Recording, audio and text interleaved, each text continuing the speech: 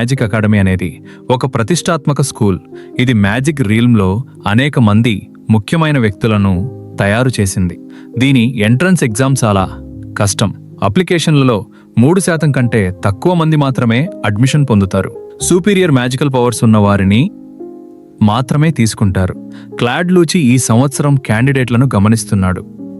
కొంతమంది నోబిలిటీ కుమారులు లేదా ఇతర ముఖ్యమైన వ్యక్తుల కొడుకులని గుర్తించాడు. అప్పుడు మాష్ ఇనుప బరువులు ఎత్తుతున్నట్టు చూసి షాక్ అయ్యాడు. మ్యాజిక్ ఎగ్జామ్ ముందు ఎవరైనా ఇలా చేస్తారా అని అనుకున్నాడు. మరింత షాక్ అయ్యాడు ఎందుకంటే మాష్ ఇన్విజిబుల్ చైర్ చేస్తూ ఫిట్నెస్ బుక్ చదువుతున్నాడు. మ్యాజిక్ బుక్ కాదు. రెగ్రో బ్రాడ్ చెడ్డగా దాక్కుతున్నట్టు కూడా చూశాడు. కానీ మాష్ లాంటి స్లాకర్లు ఖచ్చితంగా ఎగ్జామ్లో ఫెయిల్ అవుతారని భావించి అతన్ని పట్టించుకోవద్దని నిర్ణయించాడు. క్లాడ్ అందరి ముందు కనిపించి ఈరోజు ఎంట్రన్స్ ఎగ్జామ్ను తాను పర్యవేక్షిస్తానని చెప్తాడు. విద్యార్థులు అతన్ని గుర్తించి బలమైన మ్యాజిక్ యూజర్ అని ప్రశంసించగా క్లాడ్ సంతోషపడతాడు. క్లాడ్ డెస్కులు సృష్టించి టెస్ట్ పేపర్లు, ఫెదర్ పెన్నులు పెడతాడు. అందరూ ఆశ్చర్యపోతారు. కానీ మాష్ మాత్రం ఇప్పటికే సిద్ధంగా ఉన్న రూమ్కు తీసుకెళ్లి ఉండవచ్చు కదా అని అంటాడు. ఇది క్లాడ్కు చాలా అనాయాసం కలిగిస్తుంది. వారికి 30 నిమిషాలు ఇచ్చి టెస్ట్ పేపర్లు నింపమని చెప్తాడు. కానీ క్యాండిడేట్లు ప్రశ్నలు కదులుతున్నట్టు చూసి ఆశ్చర్యపోతారు. క్లాడ్ తన మ్యాజిక్తో టెస్ట్ పేపర్లను ఎన్చాంట్ చేశాడు. ఎగ్జామ్ పాస్ కావాలంటే ఆ మ్యాజిక్ను తొలగించి ప్రశ్నలను సరిగ్గా అమర్చాలి. రెగ్రో బ్రాడ్ మాష్ పాస్ కాడని భావిస్తారు. మాష్ టెస్ట్ పేపర్ వైపు చూసి ప్రశ్నలు కదలకండి అని చెప్తాడు. తర్వాత ఫెదర్ పెన్నును నలిపేసి మళ్లీ కదలకండి అని ఆదేశిస్తాడు. భయంతో ప్రశ్నలు కదలడం ఆపి సరిగ్గా అమర్చుకుంటాయి. మాష్ తన టెస్ట్ పేపర్ ఇస్తాడు. క్లాడ్ అది పర్ఫెక్ట్గా అమర్చబడిందని ఆశ్చర్యపోతాడు. మాష్ తర్వాత టెస్టులు పాస్ చేస్తాడు. ఒక పెద్ద రాయిని వేలుతో గుచ్చి ఎత్తడం ద్వారా తేల్చడం లేదా నీటి మీద నడవడం. క్లాడ్ మాష్ ఇంకా ఫెయిల్ కాలేదని నమ్మలేక మరుసటి టెస్ట్ మొదలు పెడతాడు. అతను ఒక మేజ్ సృష్టించి దాన్ని సాల్వ్ చేయాలని చెప్తాడు. మేజ్లో ట్రాప్స్ ఉన్నాయని 30 నిమిషాల్లో క్లియర్ చేయాలని వివరిస్తాడు. మేజ్ లోపల లెమన్ ఇర్విన్ అనే అమ్మాయి మాష్ దగ్గరకు వచ్చి తనను కూడా తనతో పాటు తీసుకెళ్తావా అని అడుగుతుంది. మాష్ ఎందుకని అడగగా లెమన్ కలిసి పనిచేస్తే మరింత ఎఫిషియెంట్ అవుతుందని చెప్తుంది. మాష్ అంగీకరిస్తాడు. ఇద్దరూ కలిసి గోల్ వెతకడం మొదలు పెడతారు. త్వరలో ఇంప్స్ లెమన్ పై అటాక్ చేస్తాయి. ఆమె సహాయం కోరుతుంది. లెమన్ వివిధ ట్రాప్స్లో చిక్కుకుంటూ ఎప్పుడూ మాష్ సహాయం కోరుతూనే ఉంటుంది. మాష్ ఇది నిజంగా ఎఫిషియెంట్ కాదని త్వరగా ముందుకు వెళ్లాలని అనుకుంటాడు. కానీ లెమన్ లెవియోస్ కఫ్స్ ఉపయోగించి మాష్ చేతులు, కాళ్లపై కఫ్స్ వేస్తుంది. మాష్ను మోసం చేసినందుకు క్షమాపణ చెప్తూ గోల్ నుంచి దూరంగా ఉంచడానికి కారణం ఉందని చెప్తుంది. మాష్ కఫ్స్ నుంచి విడుదలై తనకు కూడా పాస్ కావాల్సిన కారణం ఉందని చెప్పి ముందుకు వెళ్తాడు. ఆ తర్వాత లెమన్ వెనుక ఒక పెద్ద స్ఫింక్స్ కనిపిస్తుంది. అది లెమన్కు ఒక్క రిడిల్ అడుగుతుంది. ఉదయం 4 కాళ్ళు, మధ్యాహ్నం 2 కాళ్ళు, రాత్రి 3 కాళ్ళు ఉండే జీవి ఏది? లెమన్ తన మ్యాజిక్తో పోరాడాలనుకుంటుంది. కానీ స్ఫింక్స్ ఆమె వాంట్ కొట్టేసి రిడిల్కు జవాబు చెప్పమని అంటుంది. లెమన్ ఆలోచిస్తుంది. కానీ సమయం అయిపోయి స్ఫింక్స్ శిక్షించడానికి సిద్ధమవుతుంది. ఆమె సహాయం కోసం అరవడం మొదలు పెడుతుంది.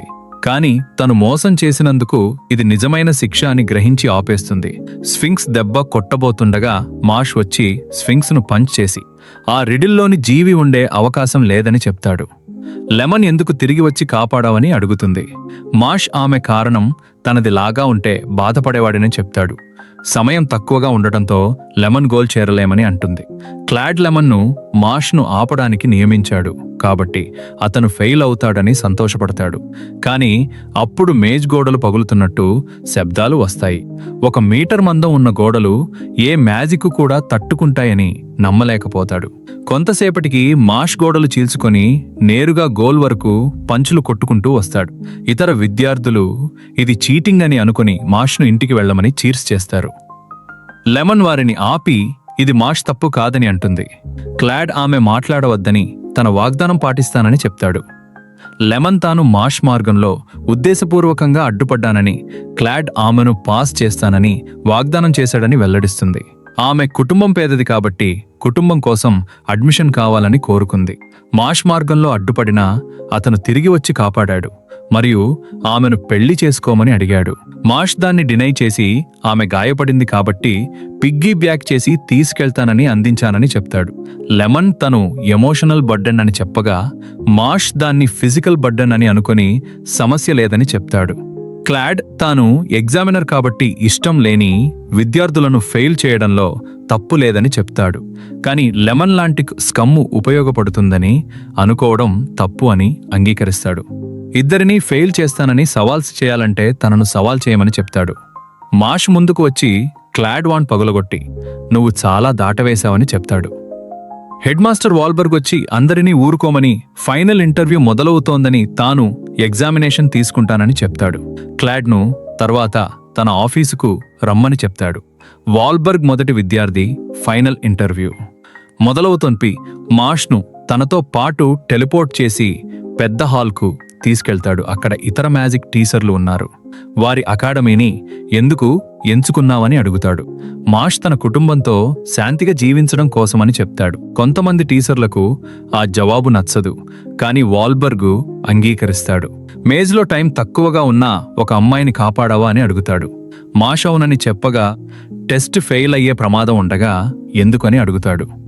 మాష్ చేయకపోతే పశ్చాత్తాపం పడేవాడినని చెప్తాడు. వాల్బర్గ్ నవ్వుతూ మాష్ ఆలోచించకుండా చేసేవాడినని, స్ఫింక్స్ బలంగా ఉండవచ్చు లేదా గోడలు పగులగొట్టలేమని ఆలోచించలేదని చెప్తాడు. కానీ మాష్ ఆలోచించినా అదే చేసేవాడినని అంటాడు. వాల్బర్గ్ ప్రపంచం గురించి ఇంకా తెలియదు కాబట్టి అని, అనేక జీవులు మాష్ కంటే బలంగా ఉంటాయని చెప్తాడు. తనను ఎదుర్కొంటే కూడా అదే చేస్తావా అని అడుగుతాడు. వాల్బర్గ్ తన మ్యాజిక్ యాక్టివేట్ చేసి టీచర్లు భయపడేంత శక్తి చూపిస్తాడు. మాష్ ఇదేమిటని అడుగుతాడు. వాల్బర్గ్ ఇది ప్రాచీన మ్యాజిక్ అని, టార్గెట్ యొక్క అత్యంత ప్రియమైన వ్యక్తి ఆత్మను డాల్లోకి మార్చేదని వివరిస్తాడు. ఆ సమయంలో రెగ్రో కొలాప్స్ అవుతాడు. అతని ఆత్మ ట్రాన్స్ఫర్ అయింది. వాల్బర్గ్ కత్తి డాల్ను పొడిస్తే ఆత్మ ఎప్పటికీ తిరిగి రాదని చెప్తాడు. మాష్ కత్తిని పంచ్ చేయాలని చూస్తాడు, కానీ కదలదు. తన చేయి గాయపడుతుంది. వాల్బర్గ్ మాష్ ఏం చేస్తాడో చూస్తుండగా మాష్ బ్లేడ్ను పట్టుకొని క్రిందకు పోకుండా ఆపేస్తాడు.